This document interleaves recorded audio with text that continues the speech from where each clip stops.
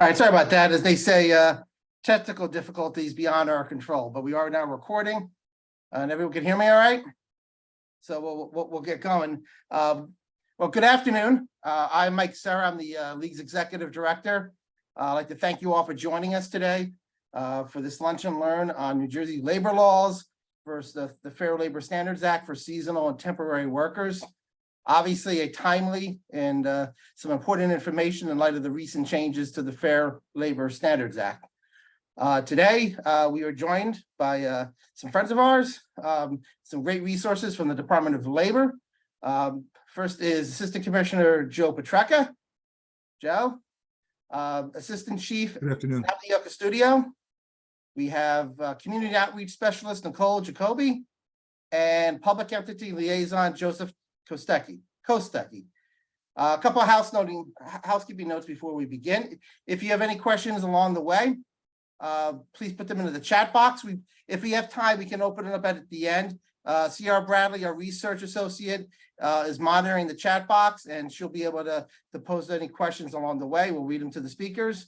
As I mentioned, and as I guess you're all aware, since we had the technical issues, this is being recorded and will be made available for on-demand viewing on the League's website.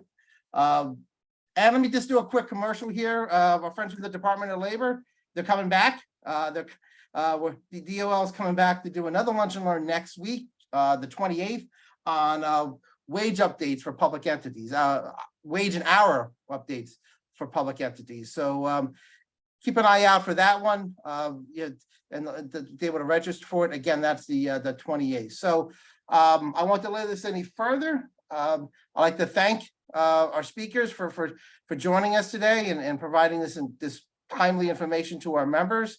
Much appreciated. And Joe, why don't you take it first?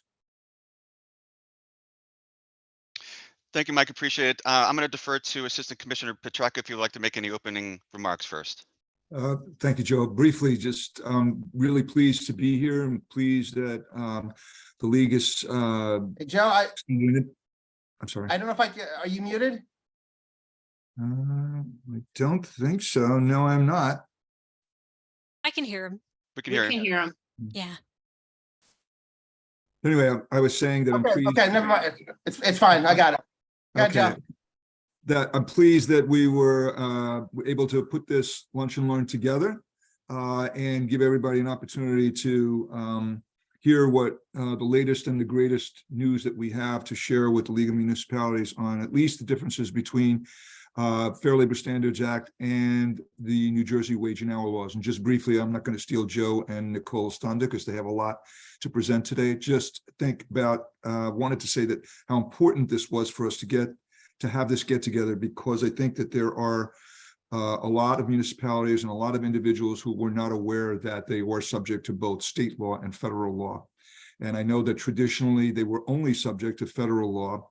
And in 2019, when they became covered by the state law as well, we needed to get this message out that there are subtle differences between what the federal law under the Fair Labor Standards Act requires and what the wage and hour division requires under wage and hour law. Hence our meeting today and the subsequent meeting we'll have on the 28th. Much going on with the Department of Labor these days, and much going on with what and how it affects municipalities. Well, we will talk some more later on about the certified payrolls and public contracts work and how that's going to really dramatically impact some municipalities as we go forward. But today's show is really the Joe and Nicole show, so I'll pass it along to Joe. Thank you very much, Assistant Commissioner. I appreciate you. Also, thank you, Lori and Mike and the rest of the League and your team. We appreciate what you do. Good afternoon to everybody else. It's great for everybody else to attend the session. Let me say we also appreciate every one of you and the work that you do on behalf of your public entity. My name is Joe Kostecki. I'm the Public Entity Liaison for the Department of Labor Wage and Hour Division.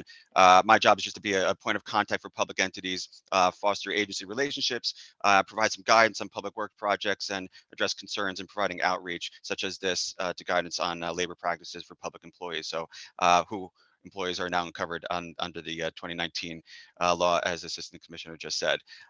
So summer is officially here, right? We're happy to partner with the League of Municipalities to provide this public entity with guidance on what is considered a seasonal job, in addition to clarifying the difference between the federal and state law. So to start off, it's not just the Joe and Nicole show, it's also the Abby Custodio show as well. So I'm going to start it and hand it over to him real fast. Abby, he's our Abby, I assistant chief. apologize. I just saw your face pop up now. I didn't know you were there. Abby, the show is yours, sir. All right. Are they going to show the PowerPoint?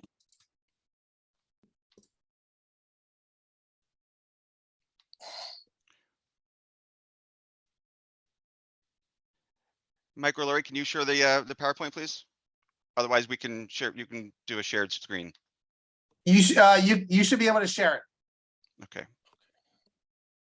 You'll take it, Joe? Let's see. Doing it right now. Okay. Oh. And for others that are viewing, if you change your view to speaker, you'll be able to see the PowerPoint easier once Joe gets it up. To change the view, it's on the top right-hand corner. You can select speaker. Thank you, Madam Deputy Commissioner. I wasn't aware you were with us today, so if you want to say a quick No hello. problem. Hello, everyone. Julie here, supporting our team.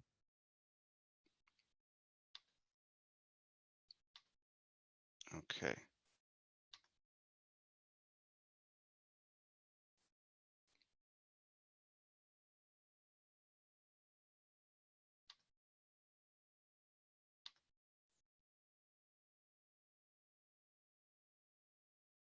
I can see the presentation now.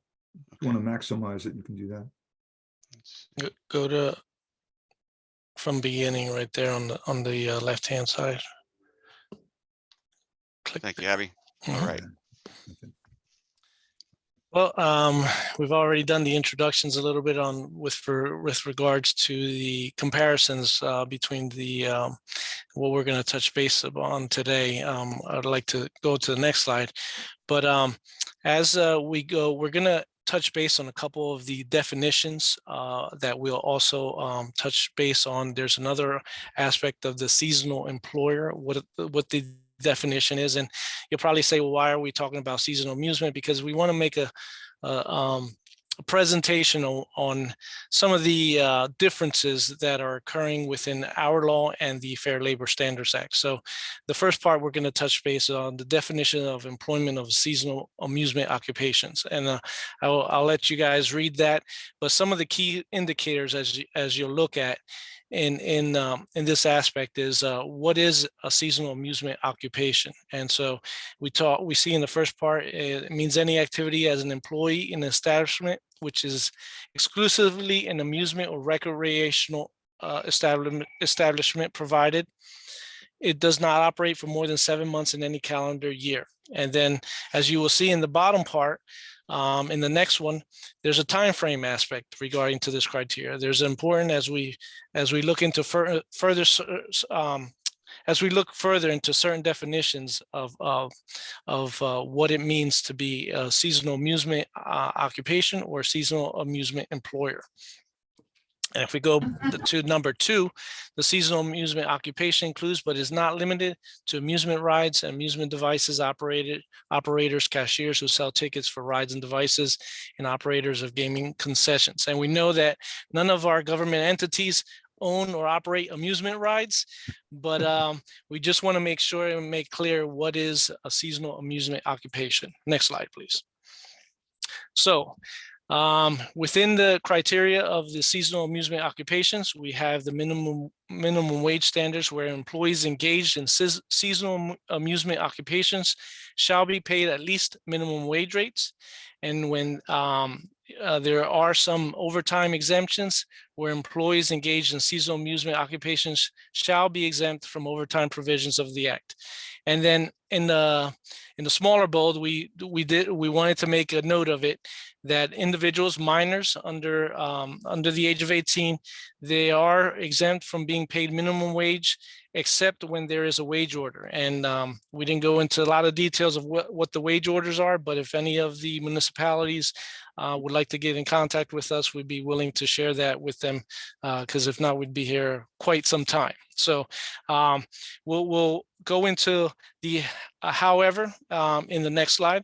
So seasonal amusement occupations does not include, and the following in occupations. So if you look at it, it says retail, eating or drinking concessions, nor does it pertain to camps, beach, and swimming facilities. We bolded and highlighted and made it a little bit bigger so that we can touch base on certain of the occupations that we're going to be looking at with regards to municipalities. So what does this mean? We know that there's a current trend that it's kind of hard to be getting lifeguards within today's within the workforce that we have now. And we know that young lifeguards are being hired, and we want to specifically list this aspect, that we ensure that we advise you regarding these specific positions. As lifeguards and protecting public beaches, these occupations are not considered seasonal because they're subjected only to at least the payment of minimum wage, but also they're subjected to overtime.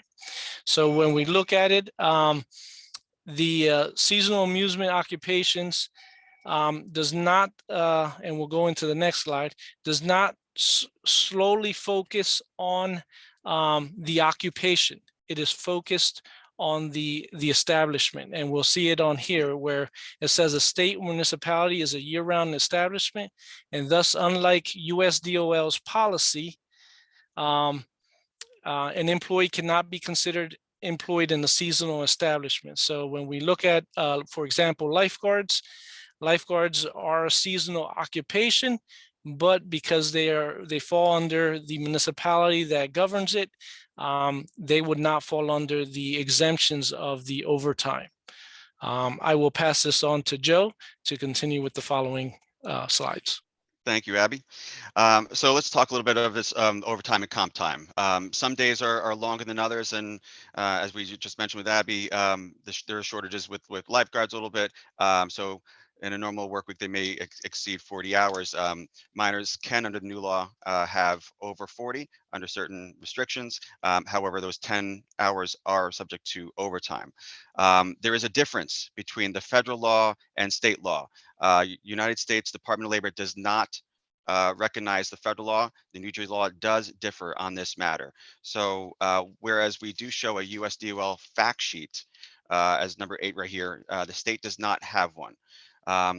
So even though we specifically reference this, we want to make clear differentiation between this.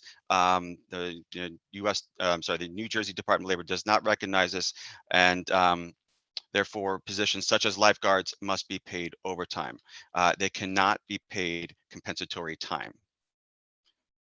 So when we have two laws, as our assistant commissioner points out quite often, when you're subject to both laws, the higher of the two standards prevail. So we know that because of certain collective bargaining, where we used to say there are negotiated items, comp time is no longer allowed under the New Jersey law.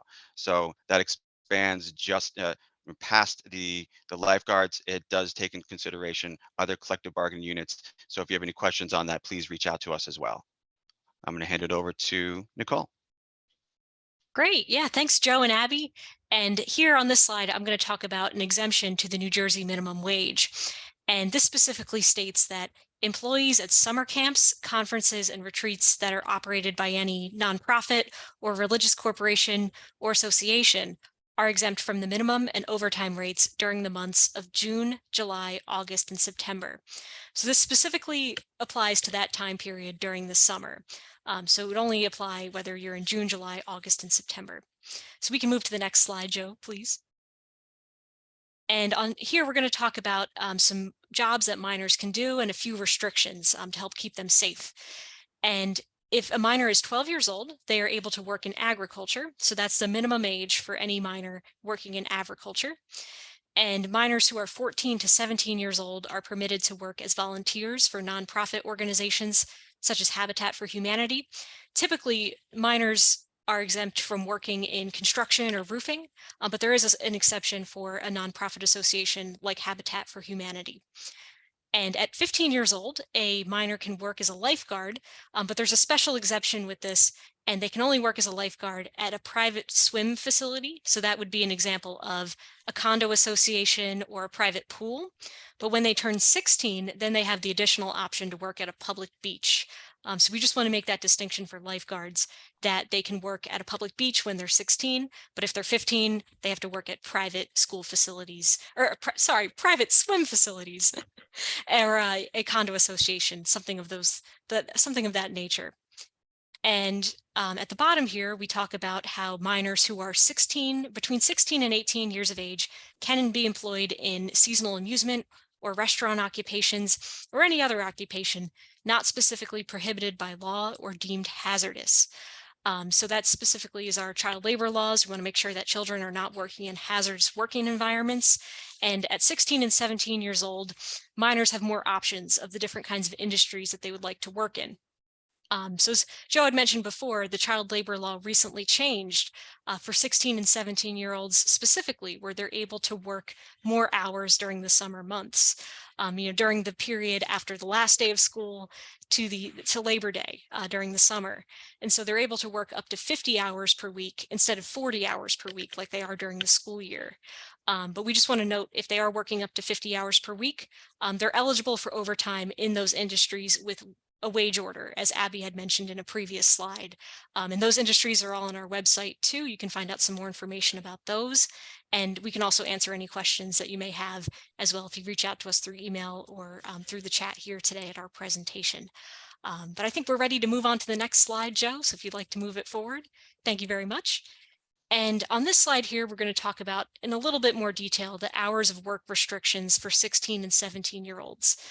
Those older minors that are able to work in different occupations a little bit more than some of the younger minors.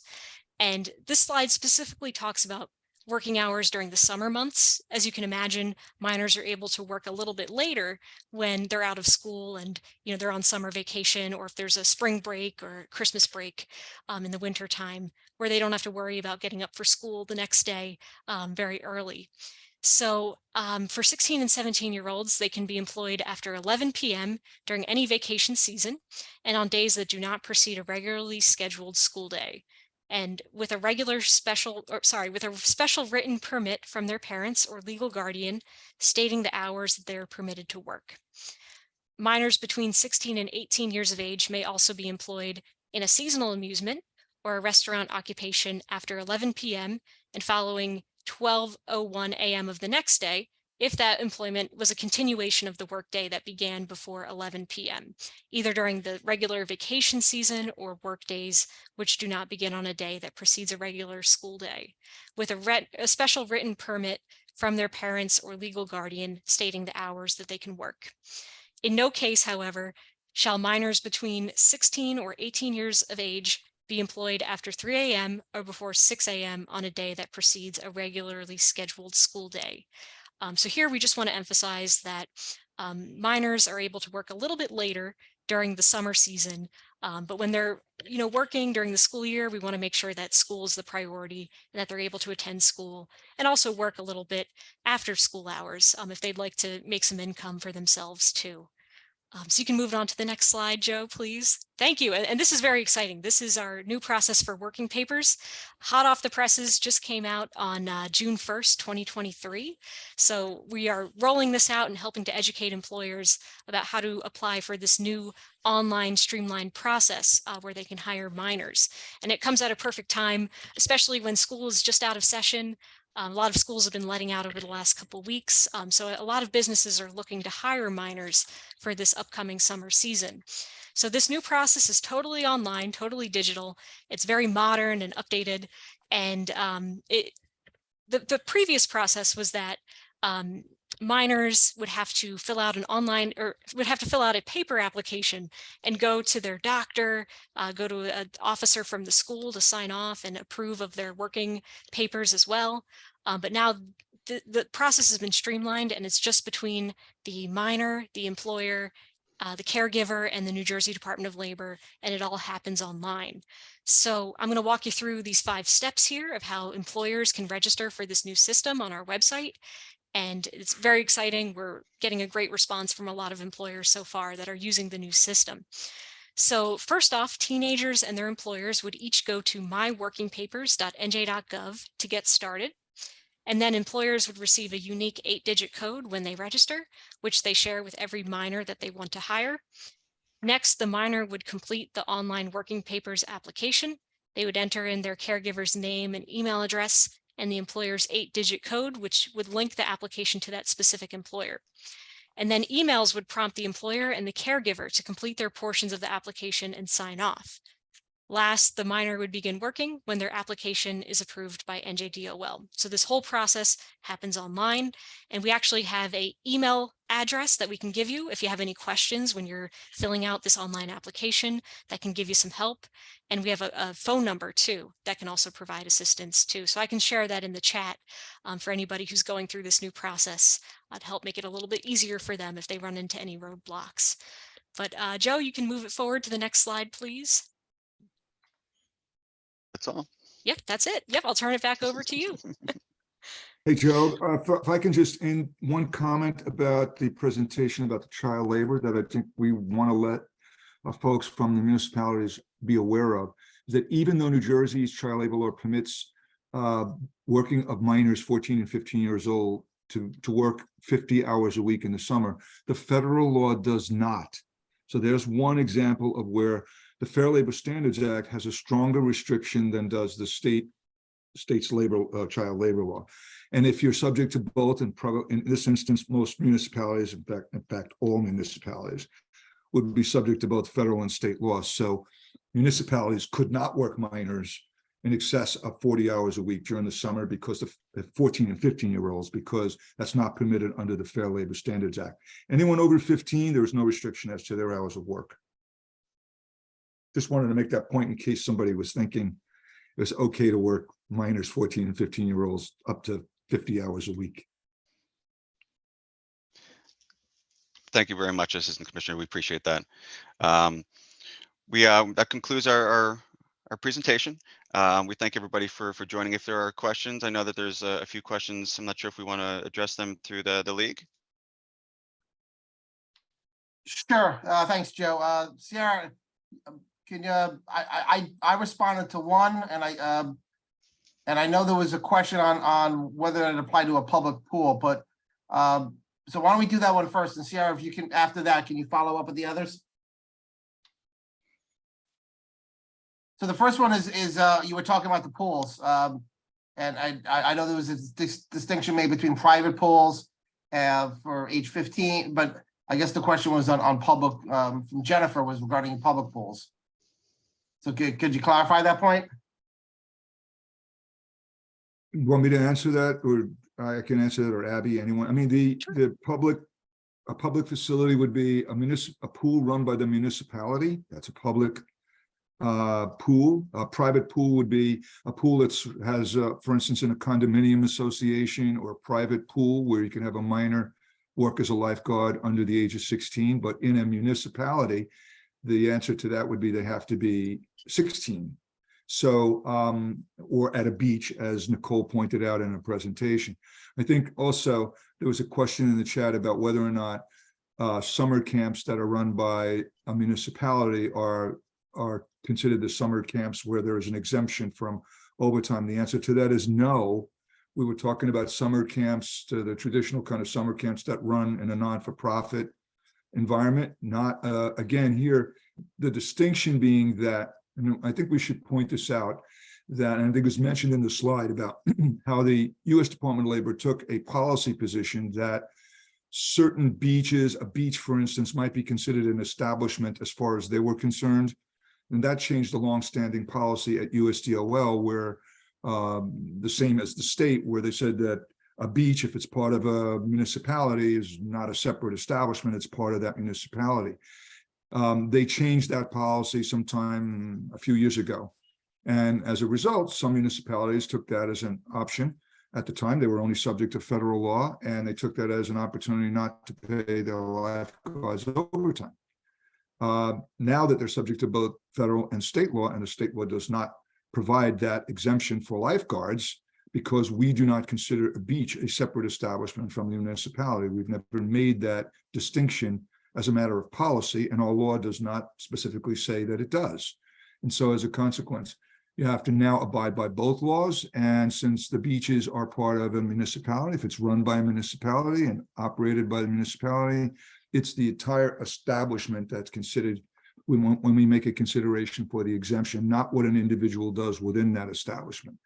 So a beach or any kind of summer camp, if it's run by the municipality, and it's not going to be run only for a few months in the summer, it's going to be, the municipality runs, 7 days a week, 365 days a year, and therefore not eligible for those kinds of exemptions. So I didn't want to make that distinction because it's important. And there aren't that many differences between the federal law and the state law, but municipalities need to be aware of those subtle differences. I think Joe mentioned the comp time issue, which is also a big issue we're running into with some municipalities, that they're operating under the premise that they had when they were subject to only the federal law exclusively, that comp time is permitted. Under our law, there was no special exemption for comp time. I presume that when they made state and municipal employees covered by New Jersey's wage and hour law, some of the things weren't even considered. But now we're faced with that. We have a law that does not provide any special exemption for compensatory time in a municipality. So, and I know that probably many municipalities use comp time simply because it was permitted up until they were subject to state law. So it's something they need to take a look at going forward to make sure that they have anybody who they're paying comp time for, that should the department receive a complaint in that regard, that they could be liable for whatever overtime they haven't paid the workers for as a result. I think there's a question about earned Yes. sick leave. Yes, well, yeah, well, go ahead, Joe. Can we take that, Joe? With earned sick Yeah. leave, camp counselors entitled. I mean, the statute is written where individual starts accruing on the first day that they start employment, but they're only eligible to use it once the 120 days of work has been completed.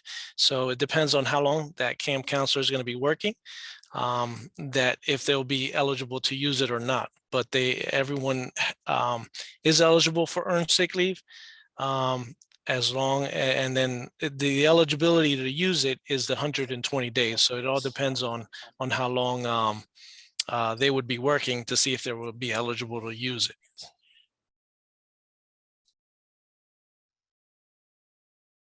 Okay, thank you. Yeah, we're having, Sierra's having some tech issues. She keeps freezing. So I'm going through the chat box now. Matt Cavallo asked a question on compensatory time. I think that was answered already.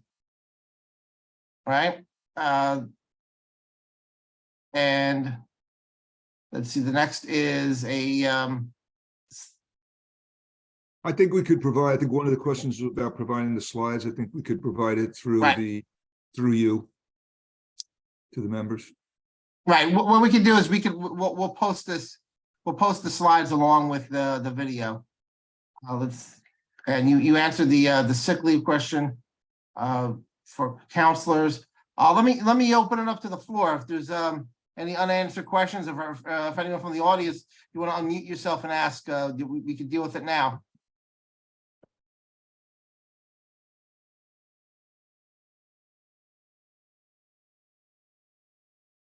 All right, hearing none. I have a question. Oh, there we go. There's always one. The working papers site where the employer and the minor files for working papers, is that information operable? If we get an Oprah from someone in the public, I we're think, subject to Oprah. I think that's a public record. I don't see why not. We would be subject to the same requirement. Thank So- you. So yes, working papers as they existed before would be operable because they were in our possession as a record. So there really isn't any difference here, except if there's somebody wanted to make a request for that information, it was just basically electronic, and we would have to either produce an electronic version or a hard copy, whatever was available. But yes, I would think that all those records are operable, if there's such a word. Thank you. Sure. All right, any other questions from the floor? All right, well, despite our technical issues, the great program, a lot of good information and timely information. So thank you to the Department of Labor and Joe, Abdiel, Nicole, and the whole crew over at DOL. And we're doing this again next week on a different subject, but much appreciated your continuing partnership with the league and local government. So with that, I'll say wish everyone a nice weekend. Unfortunately, the weather may not be all that cooperative, but this just means you work indoors instead of outdoors, maybe. But everyone have a great weekend, and we'll see you all again next week. Thank you. Thank you all. Pleasure. Be well. Thanks.